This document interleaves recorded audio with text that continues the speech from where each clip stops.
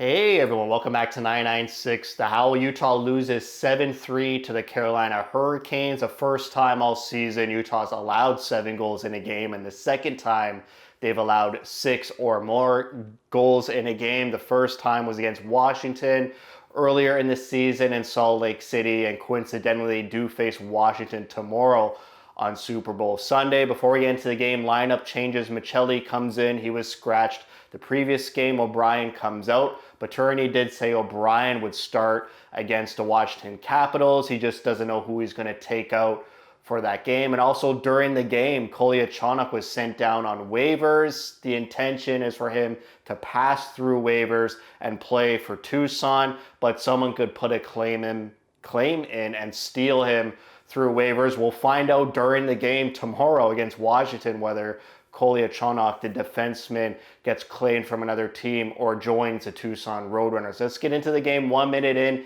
Carolina has a 2-on-1. Vejmelka makes a save on the shooter. Utah hemmed in their zone early in this game. It's also an early game, especially for Utah because of the time zone change, but also an early game for Carolina as well. It's rare that teams play at 1 p.m. in their local time zone, but for Utah, they're going through that time zone change so much earlier for them than Carolina. There is a Sebastian Aho breakaway that Vejmelka had to save. There's a trend here, if you're noticing, and this trend continued for the rest of the game. A lot of mental and defensive mistakes for Utah in this game. Carolina finally breaks the goose egg with their first goal of the game. It's a 2-on-1. Kesselring pinches in the offensive zone at the offensive blue line.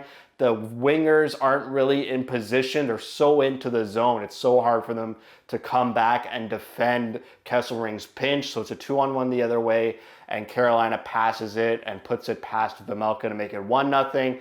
The Utah offense, the first half of the first period, very limp, flaccid.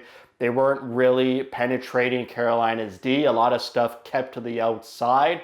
And then thankfully Utah goes on a power play sort of late in the first period. But before they score, there's a shorthanded, again, 2-on-1 against that Vejmelka has to save. Vejmelka tested really early with some high danger grade A chances. But like I said, Utah gets the power play goal by the second power play unit. By my calculations, this is the third power play number 2 goal of this season. I'm not 100% confident. It's really hard to find the power play number 2 goals. But from my research, I think Bukestad, Krause, and now Josh Stone are the 3 goals on power play number 2. What an incredible goal by Josh Stone. Just the way he waits out, did a defensive stick check. He cradles the puck, and as he's cradling the puck, he's creating more force and more torque to go around the defensive stick and just rip it. It was such a clean snipe past the goaltender. Josh Stone getting more confident, having more poise. He's got a great shot, but we just rarely see it this season for Utah. So hopefully, last game on his primary assist showed a lot of poise and patience to find Krause in front of the net. Here on a power play, it's not a typical traditional power play goal. He does it all alone. He gets the puck in the slot and doesn't look for any passes, just says, I'm just going to rip this thing with my padded in snipe shot, and he does just that. So maybe we see more things from Josh Stone, but great stuff by Utah to tie it up 1-1. They get a late penalty in that first period, about a minute and a half left in the first, so it's a transitional penalty kill. But in that first period, they outshot 16-8. They were doubled up on shots. It was the second most shots on goals against for Utah in a single period with 16. Even though you're doubled up on shots, you're tied 1-1. You're on the road. Sure, it's an early game. You didn't have a great start to the period, but it's only 1-1. You should get it going here in the second period. In the second period, like I said, it was hard for Utah to attack the net of Carolina, but in the first shift, it was Carconi who drives through Carolina's defense, attacks the net. Unfortunately, he gets poke-checked, and unfortunately, later on, Utah gets on the penalty kill again, and Carolina scores to make it 2-1. A nice one-time shot from the point. It's from distance. Sergachev is sort of screening Vejmelka, but it's a clean shot, no screens. Well, it's maybe a screen, but no tips on this goal. So I would say Vejmelka probably should have had this one, but it's a clean one-timer Great shot from Carolina, make it 2-1. Right after that goal, Carolina had a flurry of chances, some grade A high danger chances. The next shift, there's a one-time point blank one-timer in the slot. Vejmelka has to fight it off. And then after that one, it was a breakaway save on former Coyote Jordan Martinook. Vejmelka, just unbelievable stuff in this game, just tested so much with some high danger chances. And then he makes a mistake on his own. It's a puck coming to Vejmelka. It's Sergachev and another Carolina player converging on the puck.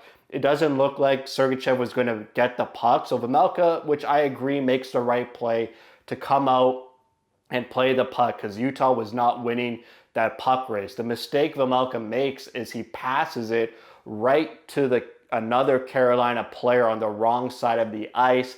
He's so far away from his net, no chance on the play, and Carolina makes it 3-1. Vejmelka, I agree, comes out to make that play. He just passes it to the wrong side of the ice. He had a Utah player on the left side of the ice, but decides to go to the wrong way for whatever reason. It was actually the wrong hand side of his stick for the pass. He's a left shooting goaltender. He could have gone to the left side, but goes the opposite way to the right side to make it 3-1. But thankfully, Utah answers early. It's Clayton Keller with his own shot block, takes the puck to the net on a breakaway. Nice show of speed here, a nice speed burst, does a forehand and backhand, opens up the garage doors of the Carolina goaltender legs and passes it through the 5-hole for a goal to make it 3-2.